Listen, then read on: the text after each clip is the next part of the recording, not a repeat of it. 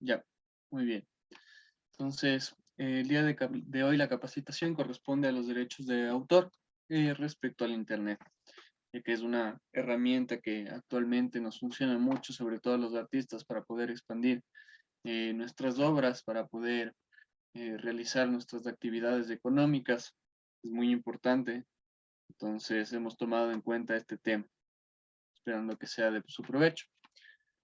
En este sentido, vamos a recordar primero un poquito de lo que hemos visto ya respecto a propiedad intelectual. Entonces, he hecho un breve resumencito para recordarles esto.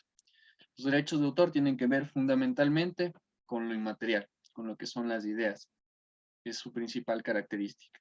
Este está relacionado con las creaciones de la mente, las invenciones, las obras literarias, las obras artísticas, los símbolos, imágenes, dibujos, modelos utilizados en el comercio, entre otros, como ya lo vieron en la anterior semana. Pásale, por favor. Igualmente, como ya lo habíamos visto, este se divide en dos derechos primordiales, que son el moral y el patrimonial. El moral garantiza al creador el derecho de que su nombre esté, por decirlo así, impreso en la divulgación de su obra y se respete la integridad de esta a efectos de que el, el que hizo la obra es el dueño de ella. Entonces, esto en pocas palabras garantiza el nombre del autor respecto a su obra. Y el patrimonial, que es el que garantiza que éste reciba el dinero prácticamente de lo que sale de sus obras, de la venta de sus obras, del alquiler de sus obras, entre otros. Es básicamente la utilización económica de estas mismas obras. Ahora bien, pásale por favor. Estos derechos tienen unos aspectos básicos que son respecto al autor para que estos funcionen correctamente. Por favor, pásale la diapositiva.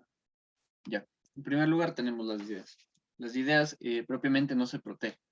Lo que se protegen es la forma de expresión. Entonces yo, por ejemplo, tengo la idea de hacer un retrato de una persona. Esta idea no se va a poder proteger, sino cuando yo materialice la idea y se haga el cuadro. Esto obviamente con la independencia de la forma o la manera en que se exterioricen en diferentes tipos de soporte material. O sea, puedo yo ponerlo en un soporte ya sea digital, ya sea en un soporte propiamente en lo que es una hoja, igual se va a proteger. Existe también el valor intrínseco. La calidad de la obra no es un criterio que atribuye titularidad, es decir, yo puedo hacer una obra horrible, pero es mi obra y va a tener que estar protegida, como puedo hacer una obra hermosa, igualmente va a tener que estar protegida. Originalidad, lo que se protege no es la novedad que tiene la obra, sino más bien la originalidad de yo la hice y por eso debe estar protegida a mi nombre. La territorialidad, la protección de los derechos de autor es territorial con independencia de la nacionalidad del origen de los titulares, de quien los hace. Se extiende a través del mundo prácticamente gracias a los tratados y las convenciones internacionales. Esto es muy importante porque recordemos que mi obra, aunque únicamente yo solo la registre aquí en Ecuador, va a protegerse en todo el mundo. Los plazos de protección son diferentes de acuerdo con la categoría de la obra. Por ejemplo, los libros, las artes plásticas. Esto igualmente ya lo vamos a explicar en las próximas capacitaciones más a profundidad. La titularidad, la simple mención de la autoría con independencia del registro identifica su titularidad. Todavía no le pasas, por favor. Recordemos que con el simple hecho de crear la obra, esta ya se protege. No necesito yo ir al Senadi para que esta esté protegida. Simplemente con yo crearla y que yo haya sido el autor original de esta obra, esta va a tener que protegerse. La independencia. Las diversas formas de utilizar la obra intelectual son independientes entre sí. Libro se puede adaptar a un libro se puede adaptar a un formato audiovisual u otro, y por eso va a seguirse protegiendo. El soporte físico, finalmente, si yo adquiero de una manera, por ejemplo, un libro o un cuadro que es una copia, obviamente avalada por el autor, esta no me va a dar el derecho a mí de sacar más copias del libro o de la obra que yo he comprado. Simplemente me da el derecho del uso de la obra que yo compré. Pásale, por favor. Ya. En este sentido, el autor que hace varias copias, por ejemplo, hemos visto que los autores que más han vendido obras, por ejemplo, Michael Jackson, que es de los artistas que más ha vendido discos, todas sus obras gozan de las mismas protecciones que la original. Y de estas no se pueden hacer copias si no es con el permiso del autor o de quien lo represente. Pásale, por favor. Como ya dijimos, no es necesario el registro de la obra, pero el autor puede registrar la obra según su naturaleza. Siguiente, por favor.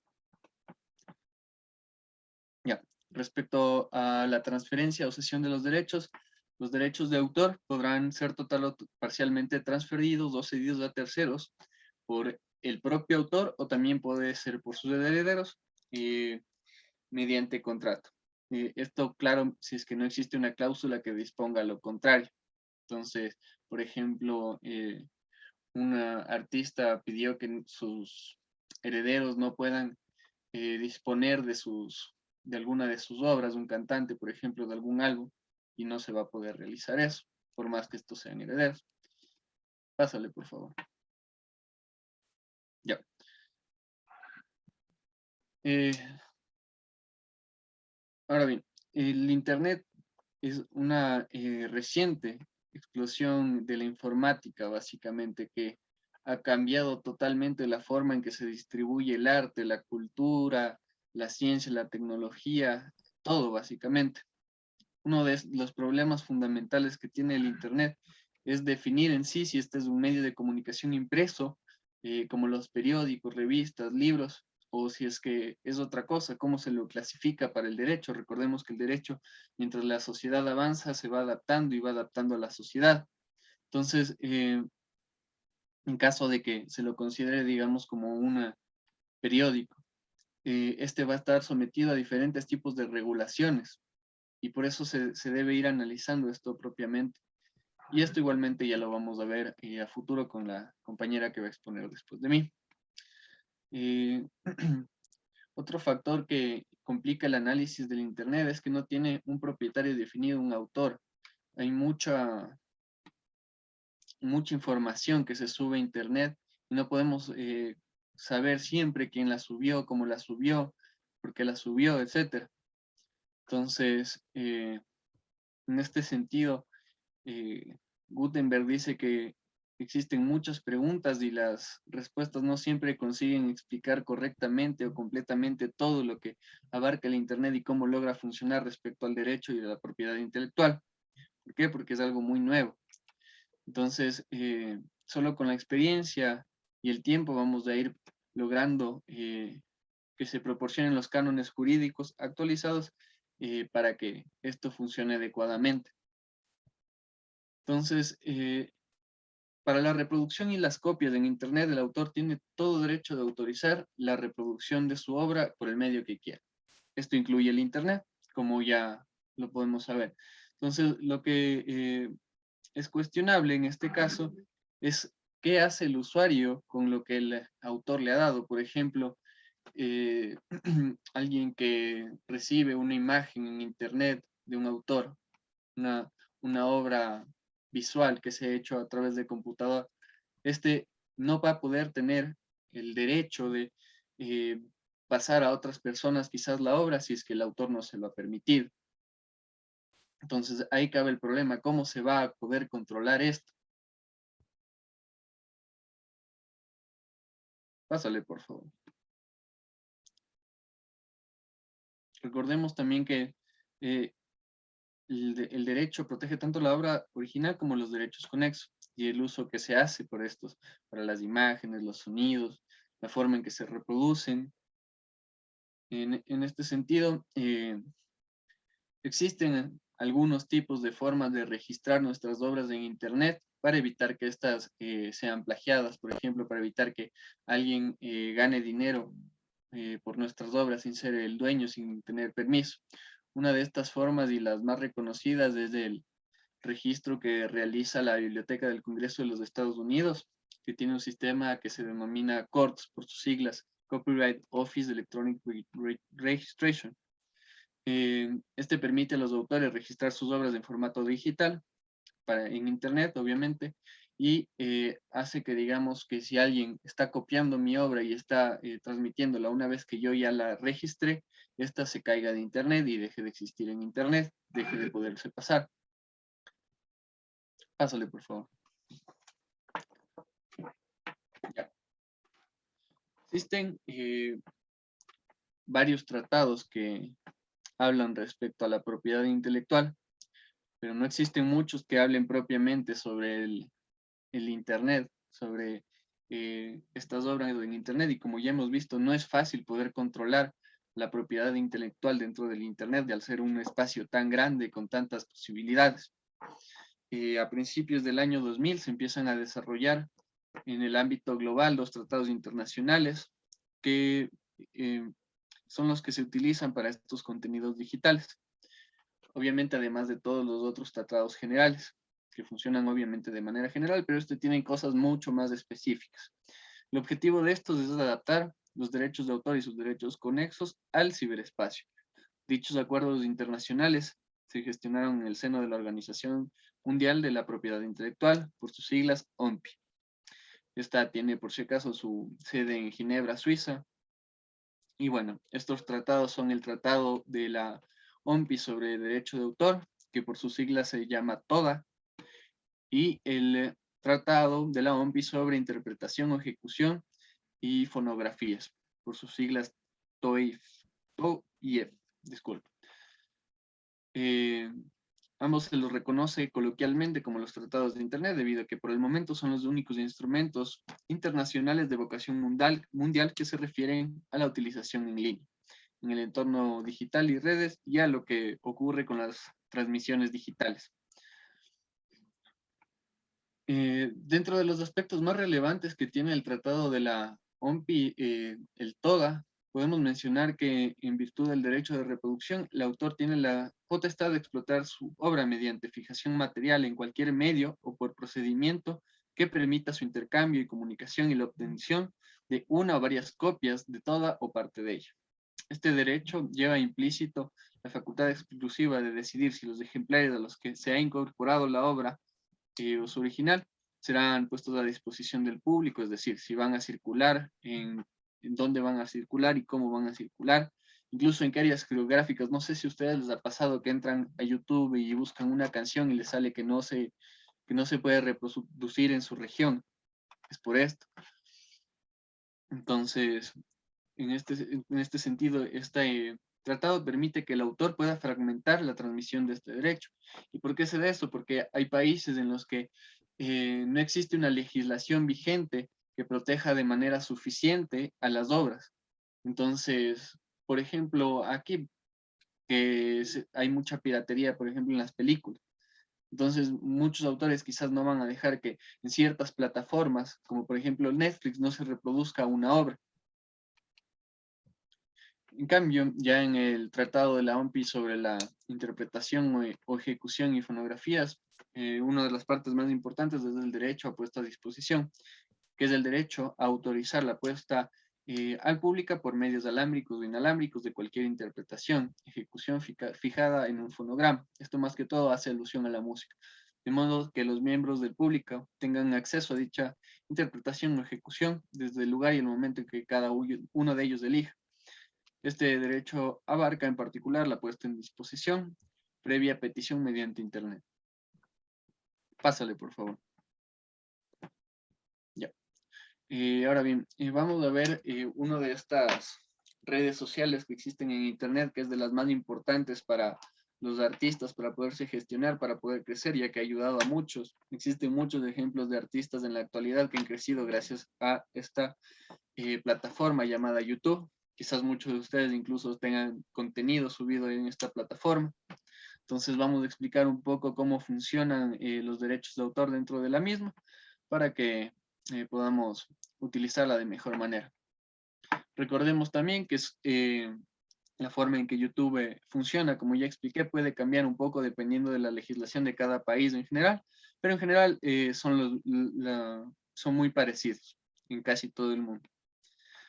¿Qué es lo que existe en YouTube y que protege los derechos de autor? Existen videoclips, novelas, programas de televisión, canciones, eventos, ya sea conferencias, seminarios, libros, partituras, artículos científicos, series web, videos propiamente hechos por youtubers, artes visuales, softwares, obras de arte, entre otros. Todo esto que abarca YouTube. Pásale, por favor. Entonces, ¿qué es lo que acepta esta plataforma? Esta valoriza el contenido original publicado por los usuarios. Como sabemos, en esta plataforma existe la posibilidad de monetizar y ganar dinero. Entonces, es posible hacer uso también de materiales que están protegidos por derechos de autor, siempre que de estos pongamos que estamos utilizando los contenidos de tal autor y que es tal autor el que ha creado esta obra. Ya, obviamente va a haber casos en que por legislación o por ejemplo, que el autor no ha permitido que esta obra se transmita por otras personas en esta plataforma, que no nos va a permitir. Entonces, por ejemplo, se puede dar el caso que alguien de ustedes quiera hacer un cover de una canción y subirla a YouTube y les borren la canción o simplemente no se la permita monetizar a pesar de que ustedes hayan puesto que es la canción de tal autor y que están haciendo un cover, y es por estas razones. Lo más importante es saber que siempre existe alguien que creó un determinado contenido y debe cobrar por su divulgación, siendo así que se evita vulnerar los derechos de esta persona. Pásale, por favor. Ya. ¿Cómo es que YouTube considera entonces estos factores? YouTube cuenta con una herramienta propia para proteger los derechos de los autores. Se trata de Copyright Match, que es un recurso que fiscaliza todo el contenido del sitio web, yendo tras de los materiales que no son originales, o sea, los contenidos copiados, ya sea música, ya sea danza, todo lo que pueda ser copiado. Aunque obviamente esto es un poquito complicado porque con la danza no es tan fácil decir como que este tipo de baile no se le puede permitir a tal persona.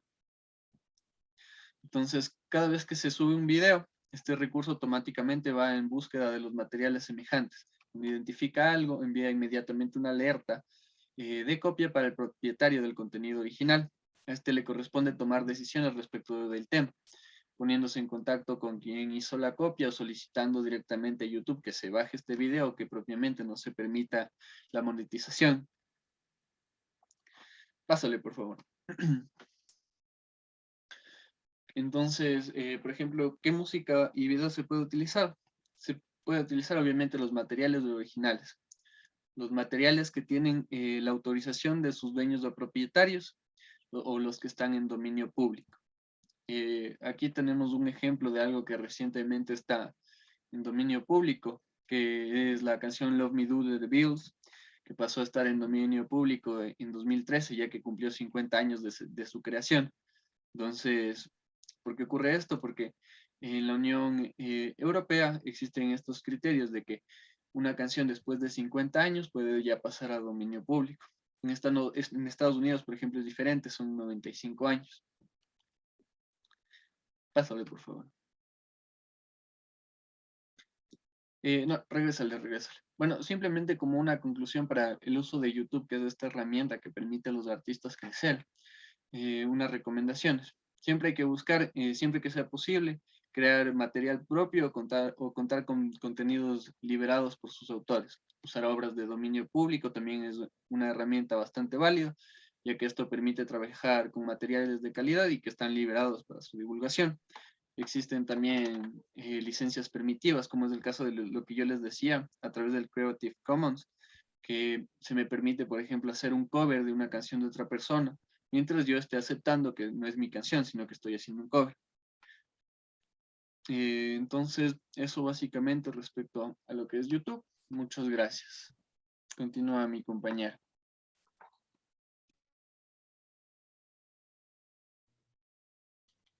Bueno, para completar el tema de Mateo que nos acaba de exponer, yo voy a hablarles de un tema un poquito complejo, pero vamos a tratar de explicarlo lo mejor que se pueda y sobre todo para que ustedes logren entender. Les voy a hablar acerca de los modelos de licencia para el acceso y la recuperación de información. Cámbiale, por favor. Ya. Bueno, desde el punto de vista jurídico legal, muchos autores concluyen en que varios países bueno, a ver, muchos autores concluyen que en varios países el Internet no está regulado de forma expresa y ni concisa. Entonces, esto es porque su uso se basa en cierto código ético que no está escrito. Es una situación que no está controlada o no se la puede regular todavía. Entonces, partiendo de esto, vamos a hablar un poco acerca del concepto del software libre, que es esencialmente jurídico y se caracteriza por el conjunto de libertades que van a garantizar el acceso gratuito a un programa de cómputo por parte de quienes lo publican. La idea del software libre surge como una reacción al avance y sobre todo al perfeccionamiento de la industria de la producción de programas. Es por esta razón que González enfatiza que la propiedad intelectual y las legislaciones sobre derechos de autor comúnmente establecen que la utilización, distribución y modificación de una obra no se puede llevar a cabo, salvo permiso y consentimiento explícito, obviamente, del creador intelectual. Sin embargo, en la cotidianeidad, perdón, de la vida académica, nosotros no estamos acostumbrados a ellos, sin embargo, nosotros no pedimos los permisos correspondientes para la utilización de estas obras con protección de derechos de autor, sino que nos vamos por la vía más fácil, obviamente, la de plagiar ideas con el objetivo o fin de presentarlas como ideas propias. Stallman, que es un físico y programador estadounidense y es uno de los fundadores de este software libre, definió el software libre con base en 4 libertades con las que puede ser utilizado. La libertad número 0 es el poder usar el programa sin restricciones, a que todas las personas tengan el acceso a esta plataforma, a este software. La libertad 1 es el poder estudiarlo y adaptarlo a las necesidades particulares. La libertad 2 es el poder redistribuirlo según las necesidades. Y la libertad 3 es el poder mejorarlo y publicar siempre las mejoras, estar renovando las ideas, la información que se caracteriza por almacenar este software. Cámbiale, por favor.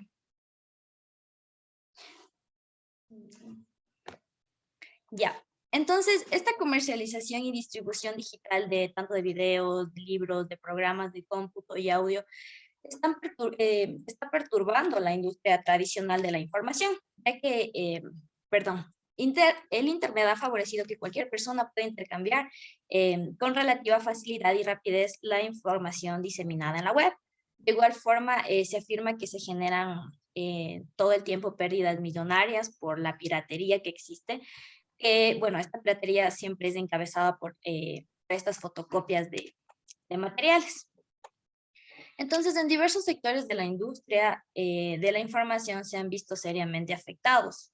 Yo les planteé un ejemplo que yo pude leer en un documento, que es el caso del libro de Stephen King, que titula The Plan, que es en cuestión de minutos se convirtió en el libro más distribuido y consultado en la historia.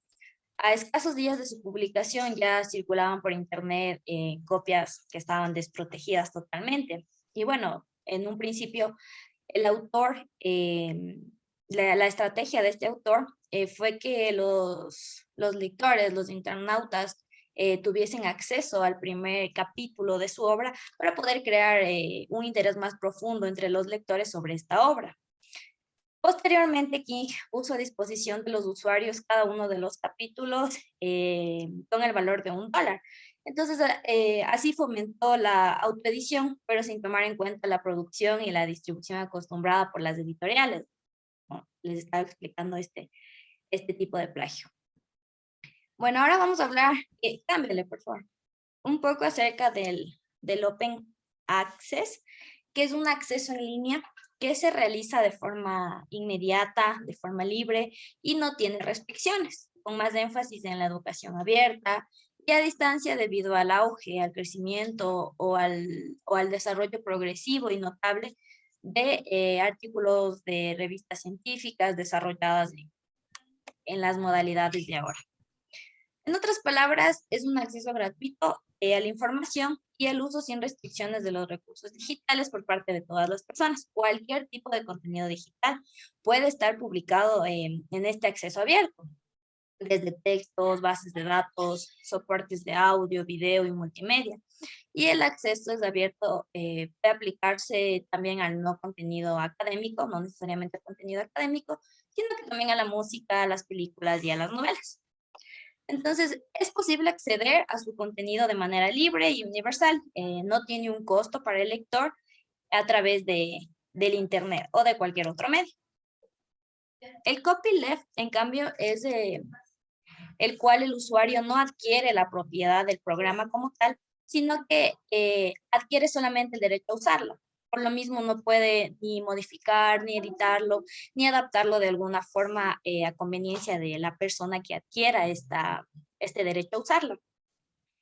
Es más, de hecho, en la mayoría de los casos se les prohíbe ver hasta el código de la fuente que lo origina. A este esquema se lo domina el software propietario, que es una obra entendida bajo las reglas o los cánones de copyleft que permite su difusión y distribución no comercial, incluyendo la copia íntegra del documento, su digitalización y distribución gratuita por Internet. El Fair Use es la obra se encuentra disponible para su compra o para su licenciamiento por parte del propietario de los derechos de autor en formato impreso o electrónico. Reproducir o duplicar todo o una parte del documento en vez de comprar y conseguir la autorización expresa del autor o del editor que realizó estas copias ya autorizadas, ya que sería supuestamente no ético y contravendría al fair use. Dentro del Creative Commons nos dice que es un sistema regulatorio que intenta proteger el ambiente digital de los bienes intangibles, que como sabemos el término se refiere a lo que nosotros no podemos tocar. Entonces, estos bienes intangibles de la mente. Históricamente, la creación y la realización del software, al igual que muchos proyectos que soportaron el desarrollo de Internet, se encontraban determinados por su transparencia. Cámbiale, por favor. Una más.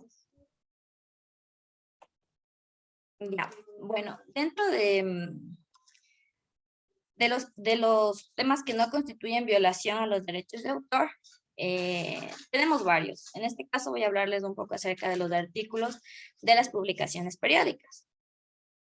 Cámbiale, por favor. Reproducir. Sí, ahí. Reproducir una noticia, un artículo informativo, discursos pronunciados en reuniones públicas que se hayan publicado en periódicos o en revistas, si se menciona el nombre del autor y si están firmados o si aparece el nombre de la publicación de donde fueron transcritos, no van a constituir esta violación de los derechos de autor porque no se estaría plagiando, robando la idea para hacerla propia, sino que se pone el nombre del autor de quien se está sacando la información. En el tema de retratos, tampoco constituye una violación el publicar retratos u otra forma de representación de imagen que el propio propietario del objetivo realiza por encargo, siempre y cuando la persona que aparece en el retrato esté de acuerdo, o los herederos, en tal caso, si esta persona que aparece en el retrato ya haya fallecido. En cuestión de obras, se permite reproducir obras literarias, artísticas, o científicas para uso exclusivo de las personas que son ciegas, son débiles visuales, siempre que esta reproducción sea sin fines comerciales, no se la haga con la intención de lucrar con estas obras, y sobre todo se la haga en el sistema Braille, que este es el principal medio de comunicación de las personas que tienen esta discapacidad visual profunda. Cámbiale, por favor. Pásale. Ya, dentro de la citación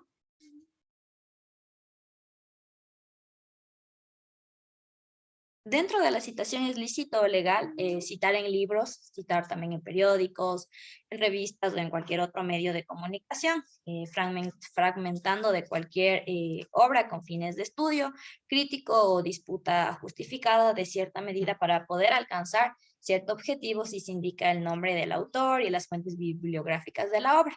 La mayoría de nosotros siempre trabajamos con ensayos, con tesis. Entonces aquí siempre a nosotros los docentes nos envían a citar bien al autor de la idea o del fragmento que nosotros estamos sacando de las ideas que no son propias, que no son nuestras, sino que tienen un dueño. Entonces nosotros debemos citar obviamente al autor para que esto después al final no nos salga como un plagio, porque obviamente no tenemos la intención de apropiarnos de esas ideas. Dentro del uso de establecimientos comerciales, es posible usar obras literarias, artísticas o científicas, también fonogramas, transmisión de radio, transmisión de televisión, en establecimientos comerciales. Sí se hace exclusivamente como una demostración a los clientes. Y si esos establecimientos van a comercializar los soportes o equipos que permitan utilizarlos.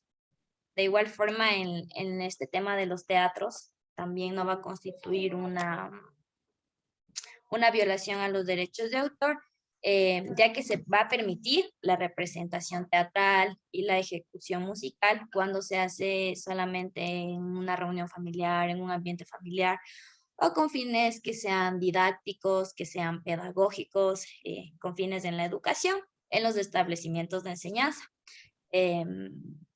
Obviamente que, como les había dicho, que no tenga el objetivo de obtener lucros de estas obras.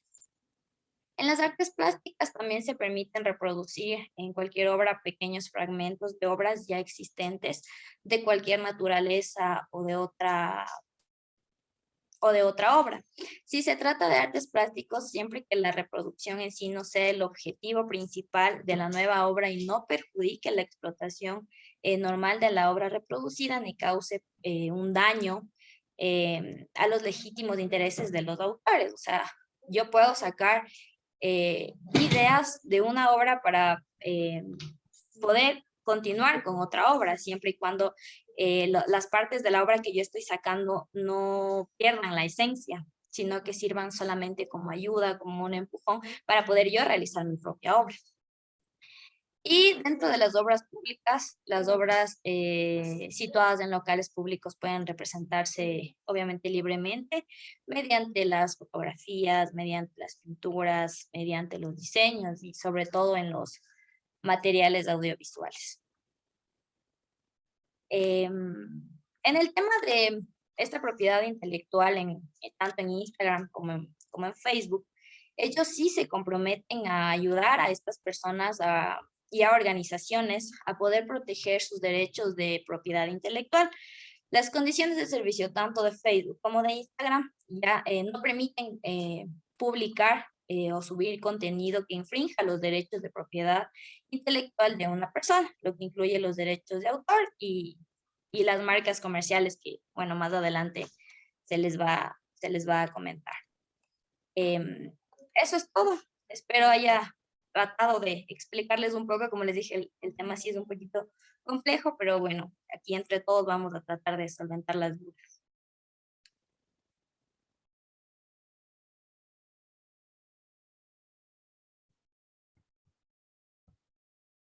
Mil disculpas, hay como preguntar. Claro, adelante, por favor. La compañera había, buenas tardes con todos primero. La compañera había mencionado tres plataformas donde se puede de alguna manera acceder a información libre. Una de ellas es el Access, Open Access. ¿Cómo ingreso esto? ¿Es una aplicación? ¿Es un navegador? ¿De qué se trata el Open Access, por ejemplo?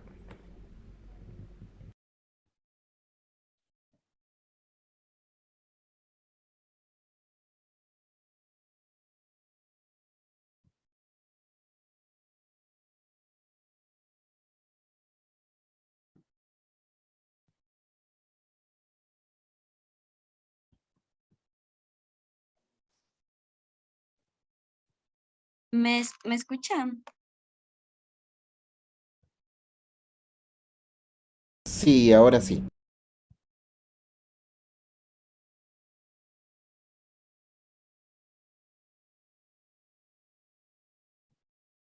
Si está hablando, ahora no se le escucha.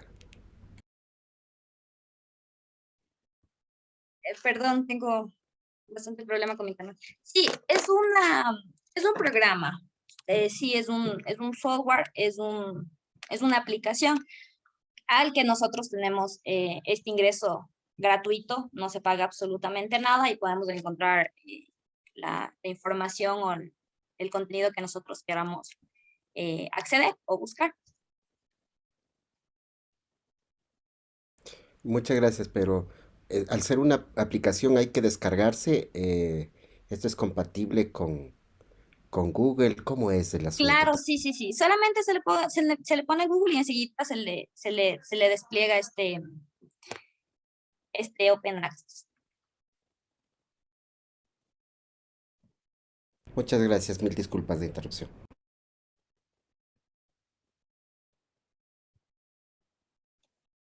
Adelante, Hugo Fiallos, por favor. Buenas tardes, agradeciéndoles a los dos maestros por sus conocimientos. Un abrazo rompe costillas a la comunidad cultural del Ecuador y del mundo. Hace 5 años entregamos el himno 100 Guayasamín, el pintor de Iberoamérica, a la Fundación Guayasamín cuando cumplieron 100 años. Y de ahí en adelante tengo un grave problema porque no me dejan poner los logos de la fundación primero. Luego, con el consentimiento de ellos, me han permitido ponerlo, pero creo que no está en el marco legal. Estoy preocupado de cómo puedo yo poner a la casa mía, que le pusimos la casa justamente como se titula el himno. 100 Guayasamín, el pintor de Iberoamérica. Entonces, es una casa cultural que ya existía. Y ahora quisiera que ustedes más o menos me den el marco legal como para poder manejarme con los logos de la casa donde yo estoy funcionando como 100 Guayasamín, ya que yo soy el autor del himno en la letra. Y el maestro, director de la banda de acá de Rumiñahui, es el que puso la música. Hágame el favor. A ver, lo que usted me dice es que estos logos y este nombre ya existían desde antes, No, ¿cierto? no. Hemos puesto cuando fue el 100 Guayasamín. Entonces, lógicamente se entregó a la Fundación Guayasamín. Ya, pero ese logo y ese nombre fue creado por usted. Sí. Está en el CENADI, en el IEP antiguo, en el CENESID. Pero bueno, en ese caso usted tiene los derechos de autor y no debe existir ningún problema. El problema es cuando las obras no se las puede copiar del maestro Jerónimo Guayasamín sin el permiso de la fundación. Claro, en ese caso, si es que es una obra de Jerónimo Guayasamín, ahí sí requiere el permiso de Jerónimo Guayasamín para poder utilizarlo. Pero si es su obra, ahí usted puede hacer lo que usted quiera con ella. Pregunta, los pintores hacen la reproducción de Guayasamín y la venden libremente, ya años de años. Entonces, ¿se puede también hacer eso en mi casa, poner esos murales? Sí, podría hacerlo porque no existe como que alguien que lo regule, de que sea completamente legal y le puedan pedir que lo retire si es que usted está lucrando de estos, es posible. Pero en general, si es que es una obra que hizo alguien más y que se parece a las de Guayasamín, no habría problema. Porque el departamento legal que ellos tienen es bastante fuerte y cada vez que, por ejemplo, el gobierno de aquí puso una obra de ellos para darle un homenaje a la muerte del maestro Jerónimo Guayasamín. Y enseguida le plantearon un juicio que no habían pedido permiso para poner esa réplica en la propaganda. Tuvimos ese problema. Bueno, en ese caso sí tendría que analizarle bien cómo es que está inscrita esa obra, cómo es que funciona esa obra. Igualmente, déjeme ver exactamente. En 2 semanas vamos a hablar sobre las obras plásticas y los derechos de autor respecto a estas. Entonces, Ya. si es que ya quiere una información más concreta de esto y que le podamos responder con la preparación oportuna y adecuada, conéctese en 2 semanas a la capacitación y ahí le podemos responder adecuadamente. Ya, lo siguiente. Tenemos 23 himnos acá. ¿Cuál sería el marco legal para difundir en un evento en mayo? Que acá tenemos el 31 de mayo, la cantonización de Rumiñahui. ¿Cómo podría yo? Tengo en el Senadi, tengo en el Senda, pero ¿cómo podría protegerlo de mejor manera para ya publicarlo? Como le dijimos, si es su obra, usted puede Sí, es la publicarla obra. como usted desee. Entonces no existiría ningún problema. O sea, Ya. como un principio general del derecho, usted está protegido por su obra, puede publicarla, puede tocarla en el evento que me dice sin ningún problema. También si es que ya desea registrarla, puede hacer. Sí está registrado. Muy gentil, gracias. Ya, muchas gracias a usted. Señor Luis Díaz, por favor. Buenas tardes con todos. En realidad, la pregunta que hizo el compañero Hugo Fiallos acerca del departamento legal de la Fundación Guayasamín, pienso que es bastante fuerte porque, además de ser gestor cultural, yo estoy ubicado en el Monumento a la Resistencia que hicieron este autor, que es Osvaldo Guayasamín. Pero se creó más de 25 años ya ese monumento. El aporte que ha dado la Fundación Osvaldo Guayasamín ha sido nula, cero.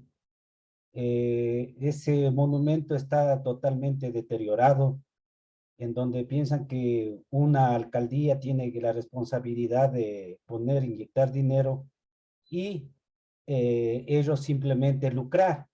Me refiero a la Fundación Guayasamín.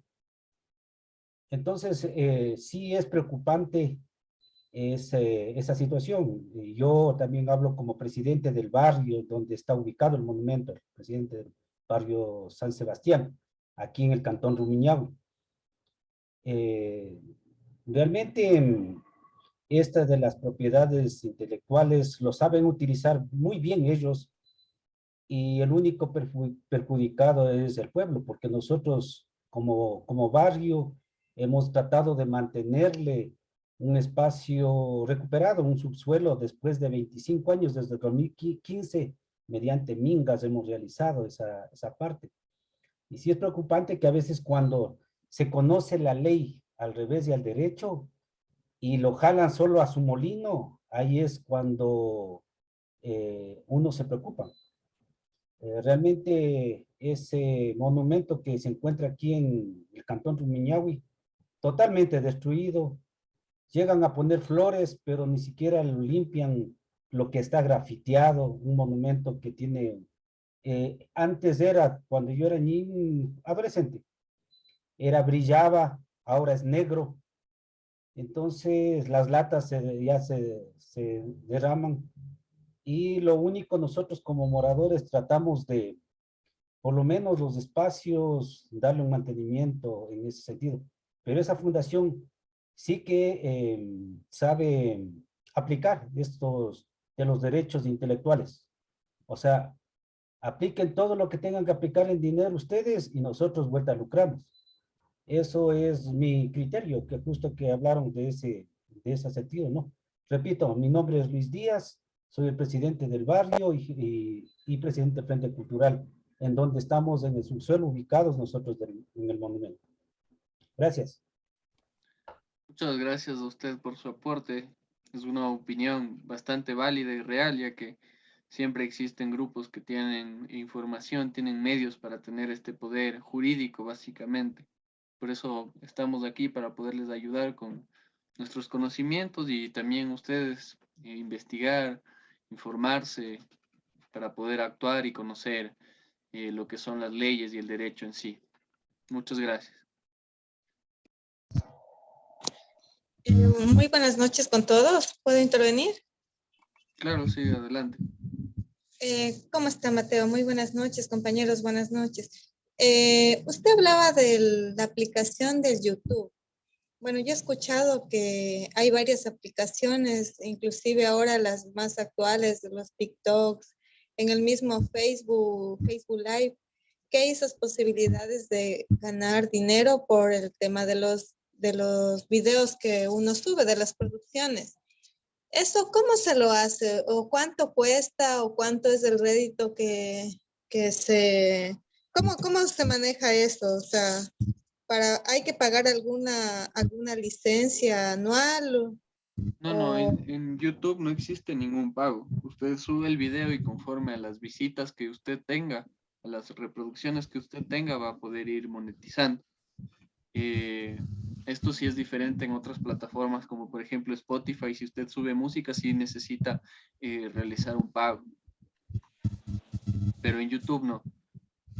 Y de ahí del monto no sé exactamente. De hecho, creo que es diferente para cada tipo de contenido, dependiendo también de cuántas visitas usted tenga, todo eso. Ah, ya, pero eso de monetizando, o sea, me refiero a que yo adquiero un valor de acuerdo a las visitas que tengan mis videos, por ejemplo, ¿verdad? Sí, exactamente.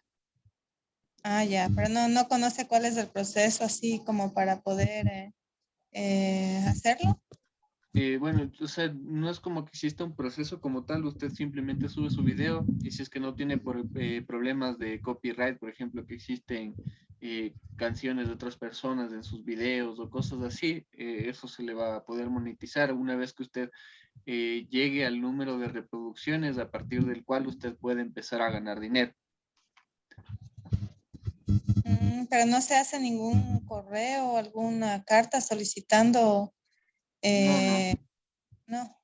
no. ¿Y cómo veo yo? O sea, me imagino que tengo que dar mi número de cuenta y eso para poder que me moneticen. Sí, eso no sé muy a profundidad en realidad, porque no es como que el tema que estamos tratando hoy, tampoco lo he investigado, pero eso sí supongo que lo puede encontrar fácilmente en internet. Ya, correcto. Pensaba de pronto que lo conocía. Muchas gracias. Con gusto. Listo, parece que no existen más preguntas, entonces vamos a dar por terminada esta capacitación. Muchas gracias a todos los participantes y una buena noche. Nos vemos la próxima semana. Muy buena noche para todos, todas. Gracias. Profesores, muchas Buenas gracias. noches. Hasta luego, compañeros. Buenas Luego. noches.